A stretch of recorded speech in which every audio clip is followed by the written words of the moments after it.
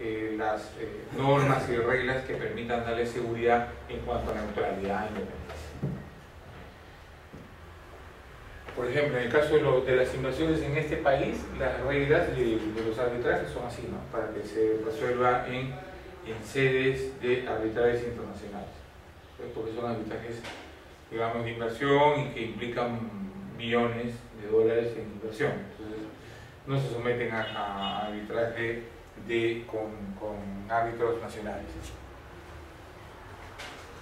En arbitraje ante la Cámara de Comercio de Lima, si se pactó procedimiento, la Secretaría General verifica el cumplimiento y puede complementarlo. ¿Qué quiere decir esto? Pues yo he pactado el procedimiento, como les decía temprano, ¿ok? Mira, el arbitraje se va a llevar a cabo, ¿ok?, por árbitro único. No debe demorar más de 5 meses. No va a haber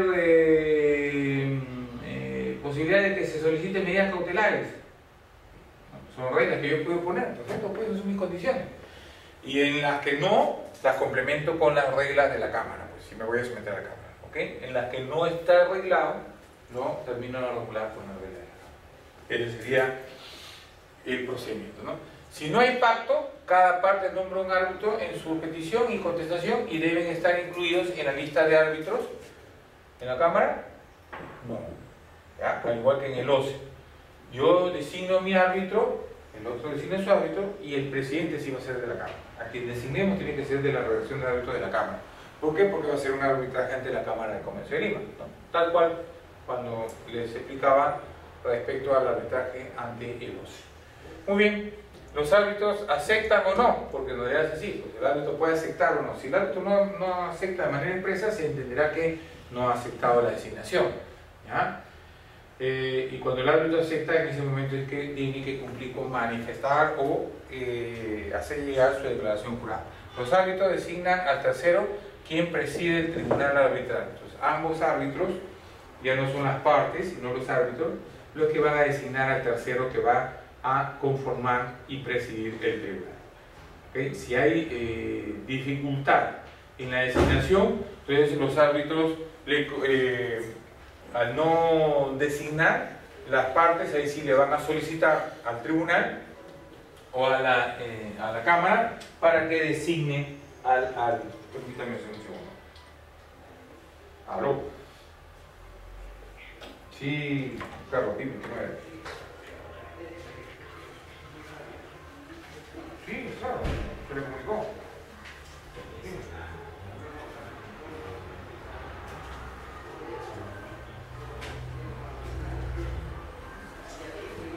¿Sacando? Ah, por eso. Sí, se la mandaron. Sí, se la mandó la carta. Ahí la chica dijo que lo notifique, lo han notificado, ayer lo han notificado todo. A él también incluso, por eso que está sacando eso. Esa es su reacción.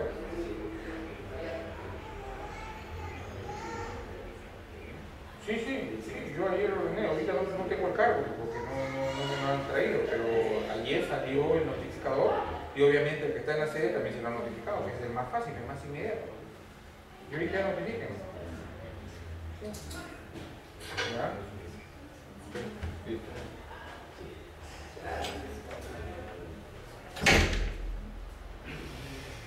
Bueno, a ver. Ya, ¿en qué nos quedamos? Entonces, habíamos dicho que ambos árbitros tienen que designar a este presidente del tribunal. Si no, tendría que ser la Cámara de Comercio quien designe dentro de los árbitros que tienen su registro. Ok, plazo para el nombramiento de los árbitros. La ley de arbitraje, en su artículo 23, ¿no?, señala que las partes, el que las partes se hayan establecido, ¿no? Si las partes han establecido un plazo para designar, ese es parte del convenio. Si no, el establecido en el reglamento de la institución arbitral, administradora del arbitraje. Si el reglamento establece un plazo, será ese. En caso de arbitraje ad hoc o a falta de acuerdo, árbitro único 15 días de recibir el requerimiento para el nombramiento. Entonces ya tenemos reglas que se van a seguir, ¿no? Si las partes establecieron un plazo, perfecto. Si no, el establecido en el reglamento de la institución. O sea, puede ser que la Cámara tenga su reglamento y diga tal plazo, ¿no? En este caso, En el arbitraje ad hoc, a falta de acuerdo, árbitro único 15 días de recibir el requerimiento para el nombramiento y tribunal arbitral 15 días para que cada parte designe al árbitro y 15 días para que los árbitros designen al presidente. Entonces, tienen 15 días para designar y el árbitro también va a tener un plazo para responder, ¿okay?, a la designación, y luego tendrán 15 días para que designen a quien va a presidir el tribunal. Ok, en el caso del reglamento del artículo 122 señala que en el arbitraje de contrataciones públicas ad hoc sin acuerdo, para el caso de árbitro único 10 días para ponerse de acuerdo, si no 10 días para solicitar al OCE la designación. Entre las partes se ponen de acuerdo, si no tienen que ir al OCE y el OCE ya designa, ¿ya? O sea, cualquiera de las partes va a pedir al OCE: señores del OCE, no habiendo llegado a un acuerdo entre las partes, ¿no?, estamos de acuerdo que vamos a ir a un arbitraje, pero no estamos de acuerdo en quién es el que lo va a administrar, quién es el árbitro que va a resolver la controversia. Entonces, señores, ustedes designen al árbitro. ¿Okay? Cuando se trata de tribunal, cada parte en la solicitud y la respuesta va a designar a su árbitro. Y luego 10 días para ponerse de acuerdo sobre el tercer árbitro. El tercer árbitro es el que va a presidir. Y esta decisión de designación del tercer árbitro lo van a hacer los árbitros de parte. O sea, cada parte solicita en la solicitud y en la respuesta de la petición de arbitraje: yo solicito arbitraje y designo al árbitro tal. Y el otro responde: está bien, no estoy de acuerdo con tu pedido de arbitraje y las causas, pero igual, designo al árbitro tal. Porque igual, aun cuando no esté de acuerdo, tiene que salir a defenderse en ese proceso, porque si no el proceso puede impulsarse a instancias de una de las partes y continuarse. Se le notifica nada más en el caso de muchas entidades, a veces no estoy de acuerdo y no salen a defenderse. Se necesita a participar en la instalación, no va. Y se le comunica, se le cita para audiencia de conciliación y fijación de puntos controvertidos, no va, se sigue. Se le cita para actuación de pruebas, no va, se sigue. Audiencia para el uso de la palabra, informe oral, no va, continúa. Pero se le notifica. Se ha seguido todo el procedimiento y este señor no se quiere defender, mala suerte, al final sale un laudo en contra. Entonces no va a poder cuestionar el contenido del laudo porque se ha seguido las reglas del proceso. Ok.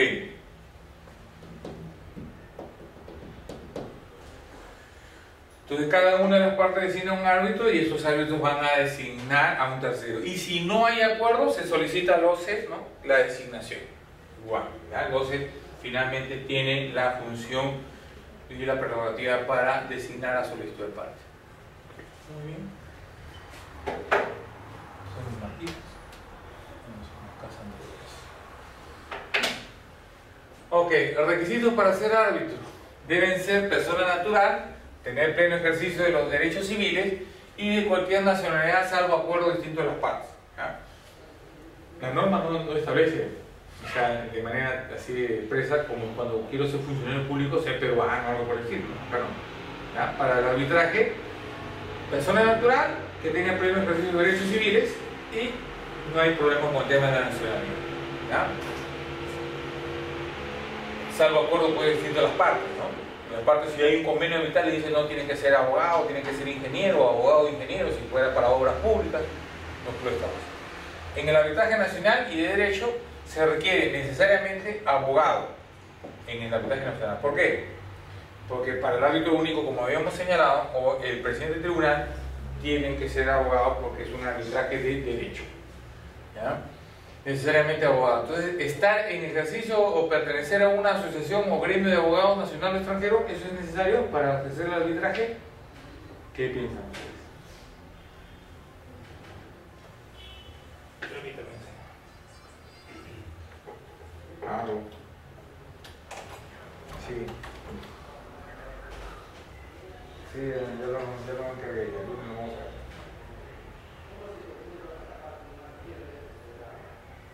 No, para el martes.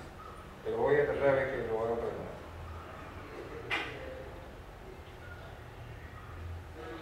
Ya, no te preocupes. Yo inmediatamente lo tengo de eso. ¿Ya? Ok.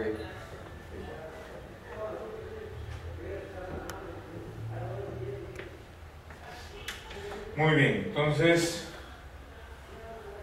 ¿es necesario que yo sea abogado colegiado?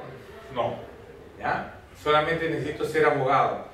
¿Puedo ejercer como profesional abogado sin estar colegiado? Sí, porque necesito solamente colegiarme para litigar, ¿ya? Básicamente para litigar, ¿ya? De manera expresa lo señala así las normas procesales. Pero en el caso, por ejemplo, del ingeniero, si existe una ley expresa que dice para que ejerza la profesión de ingeniero necesita estar colegiado. En el caso del abogado necesita. Entonces, para ser árbitro, igual, incluso eres ingeniero titulado, pero no puede ser que no esté colegiado, perfecto, no hay problema, ¿ya? Solamente para presidir o ser árbitro único necesitas ser abogado. O sea, abogado titulado, suficiente, ¿ya? No necesitas estar o pertenecer a ningún gremio, a un colegio profesional, ¿no? Ni en el Colegio de Abogados de Lima o cualquier colegio de abogados de cualquier provincia. Entonces, el requisito para ser abogado, para ser árbitro, en el arbitraje de contrataciones públicas, el presidente del tribunal y el árbitro único debe ser necesariamente abogado con especialización acreditada en derecho administrativo, arbitraje y en contrataciones del Estado. O sea, no solamente para que te formes parte del registro de árbitros del OCE, ¿no? Básicamente, sino que para que ejerzas esa condición de árbitro único o presidente del tribunal, tienes que estar o contar con esas especializaciones, ¿ya? No hay restricción para los demás miembros del tribunal. Para los demás no hay ninguna restricción. O abogado, ingeniero, contador. Sí. En el caso del Ministerio de Defensa, en nuestro arbitraje, ¿vas a ver defensa nacional? Para el Ministerio de Defensa, no, o sea, si es oficial que el Estado, no hay una restricción. Ahora, ¿tú dices por qué? Porque si se trata de un tema de una contratación que tiene carácter secreto militar, obviamente por esa consideración van a recusar si es que designas a un árbitro de otra nacionalidad, ¿no? Definitivamente. Pero en principio no habría restricción, en principio. Pero obviamente por el carácter, porque no todas las compras del Ministerio de Defensa o de la Policía Nacional tienen carácter secreto militar, ¿no? Hay compras que son administrativas, ¿no? ¿Okay? Entonces, ¿qué vamos a discutir? Nada. Pero si es que hay un tema que sí vincula a compras que tienen carácter secreto militar, obviamente pues tendría que restringir la participación de otras personas de otras nacionalidades, ¿no? En el arbitraje internacional no se requiere en ningún caso tener la condición de abogado para asumir el cargo de árbitro, ¿okay? Ni siquiera que seas abogado, o sea, para tener el cargo de árbitro, presidir, nada, no necesitas, ¿ya? Ese es en el arbitraje internacional. Habíamos hablado de incompatibilidades e impedimentos, ¿no? Lo que dice la norma, no podrán ser árbitros los funcionarios y servidores públicos dentro de los márgenes de las normas sobre incompatibilidad. En el arbitraje de contratación del Estado. En el arbitraje privado, quien quiera que sea árbitro, lo tienes que proponer y él aceptará o no aceptará. El mismo presidente, si quieres, en arbitraje privado. Pero en contratación del Estado, sí existe una relación taxativa de quienes tienen impedimento. En este caso, el presidente o vicepresidente de la República, congresistas, magistrados, fiscales, contralor, los alcaldes, militares, funcionarios del OCE hasta 6 meses después de haber dejado el cargo, y los sancionados o inhabilitados, ¿no? Hay una relación taxativa, ¿no?, de quienes no podrían ser árbitros en contrataciones del Estado. Aceptación al cargo de árbitro. Depende de lo pactado de las partes o por las partes y si se trata de administrado o ad hoc. Pero, a falta de acuerdo, en arbitraje privado o ad hoc, dentro de los 15 días siguientes de recibida la comunicación o nombramiento, si no se enterara o no aceptara, ¿no?,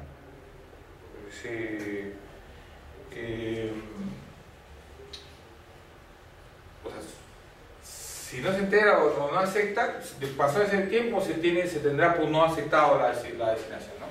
A falta de acuerdo, en el arbitraje de contrataciones públicas tienes 5 días para la designación y tienes dentro de esos para que puedas aceptar al cargo, ¿no? O sea, te designan y tienes 5 días para manifestar tu aceptación. Si pasan los 5 días, se tiene por no aceptar la designación. Entonces acá tienes un plazo más largo, ¿okay?, 15 días, y en contrataciones solamente tienes 5 días para aceptar. No aceptas o no comunicas, se tiene por no aceptado la designación de árbitro.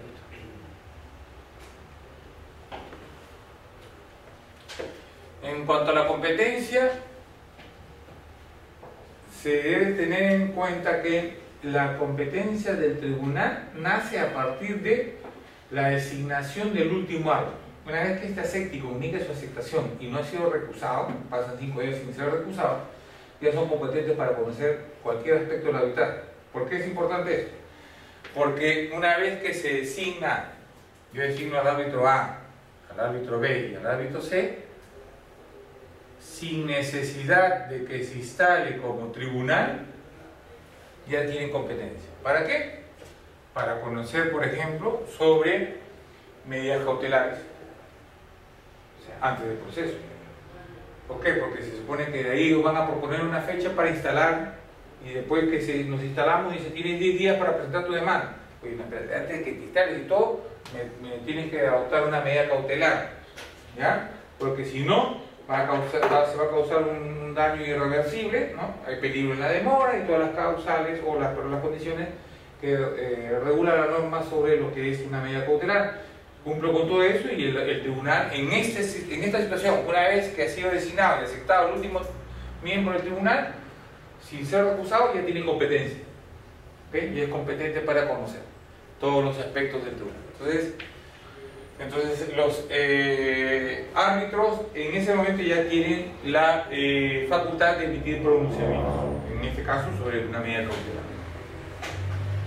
Deber de revelación. El árbitro debe revelar cualquier circunstancia que pueda dar lugar a dudas justificadas sobre su independencia e imparcialidad durante todo el proceso arbitral. Se trata de dudas justificadas, solamente la duda, no la certeza incluso, ¿no? Dudas, ¿ok? Justificadas. No necesito tener certeza, pero como ya no tengo dudas justificadas sobre su imparcialidad e independencia, lo recuso, ¿no? Entonces las partes podrán requerir a los árbitros cualquier aclaración de sus relaciones con alguna de las otras partes o sus abogados. Entonces tienen la posibilidad de que ante la declaración que haga el abogado, el árbitro, respecto a su imparcialidad e independencia, tengo algunas dudas porque dice que no ha trabajado para tal empresa o, digamos, nunca ha tenido conflicto, pero yo tengo entendido que ha prestado servicio, por ejemplo, para una entidad, y esta entidad tiene que ver con, por ejemplo, con la entidad con la que estamos litigando. Puede ser un organismo público descentralizado, ¿no? Una OPD que está o forma parte de un sector, o alguna de esas. Le diré, pues, oye, qué tan así es que me da tu relación, a fin de saber qué tan independiente o qué tan ligado estás a esta parte. Bueno, cualquier otra circunstancia que realmente cause, ¿no?, una duda justificada. Por ejemplo, si es que me designan árbitro y yo sé que, por ejemplo, declaro que no tengo una relación de dependencia, pero que resulta que acaban de nombrar, ¿no? Y mi obligación es declarar, ¿no?, cuál es cualquier otra circunstancia que se presente en camino. Por ejemplo, ya soy designado árbitro y no tenía, pues, ninguna relación de dependencia, pero que resulta que al mes contratan a mi hermano, por ejemplo, de la empresa que me está designando como árbitro. ¿Seguiré siendo independiente? ¿Seguiré siendo imparcial? Eso puede causar una duda justificada, ¿no? O estoy siendo designado como árbitro y contratan a mi cónyuge, ¿no?, gerente de la empresa. Espérate, ¿sigue habiendo independencia o imparcialidad? Entonces, eso causa dudas justificadas. Desde eso podemos enfocarlo con muchos otros ejemplos que causarían esa sensación de duda justificada respecto a la imparcialidad o independencia del árbitro. Ahora, respecto a la imparcialidad o independencia, debemos tener en cuenta, independencia es esa relación que puede ser económica, que nos puede vincular con alguna de las partes, ¿no? Entonces se dice que existe dependencia, pero ¿dependencia de qué tipo? Dependencia económica. Muy bien. En cuanto a la imparcialidad, podría ser que también sea cuestionada por cómo es que yo quizás en alguna oportunidad ya haya emitido opinión o tenga ya una forma de pensar de determinado aspecto. Por ejemplo, si es que yo opino que no existen o no deben existir las ampliaciones de plazo por los adicionales de obra, pues ya tengo una opinión, ya está definida, ¿no? Ya está parcializado. No es que me haya parcializado con una parte, incluso hasta mi opinión ya es parcial, ¿no? Ya existe posibilidad de que discutas una ampliación de plazo o una adicional de obra. No, pues al menos conmigo no, porque yo soy de idea que no hay. Soy pro entidad. Jamás debería darse ni mayores gastos generales. Me imagino, no es mi posición. Me imagino que esa fuera mi posición. Jamás pues me van a designar como árbitro el contratista. No, la entidad sí, obviamente, ¿no? Pero el contratista que tendría que hacer es recusarme, pues, ¿no? Ese señor no es imparcial, ya está parcializado, ya tiene una opinión formada y no es favorable, pues, a ver o ventilar y resolver este tema, porque ya no va a cambiar su perspectiva, ¿no? De lo que va a resolver. Entonces, la responsabilidad por incumplimientos en el encargo responde por daños y perjuicios, tiene el árbitro, obviamente, ¿no? O sea, acá nace una relación contractual entre los árbitros y las partes, porque las partes le pagan a los árbitros, ¿okay? Ambas partes, 50% cada una, le pagan al árbitro sus honorarios. Entonces él está prestando un servicio. Ese servicio es de resolución de conflicto, ¿okay? De controversia. Entonces, a él le están pagando para que analice, evalúe y resuelva el conflicto, la controversia. Entonces, tiene obligación y responsabilidad por el cumplimiento del encargo y responde por los daños y perjuicios que le pueda causar. Y tiene también la ventaja del deber, el deber de confidencialidad, o sea, no puede revelar lo que está conociendo como consecuencia del desarrollo del arbitraje. Y también tiene como parte de los derechos el gozar del secreto profesional, ¿no? O sea, no está obligado a revelar algo que sea por mandato judicial, ¿ok? Y el otro derecho que es fundamental, pues, es el derecho a ser remunerado, pues, ¿no? Si le paga sus honorarios, esa es la parte más simpática, ¿ok?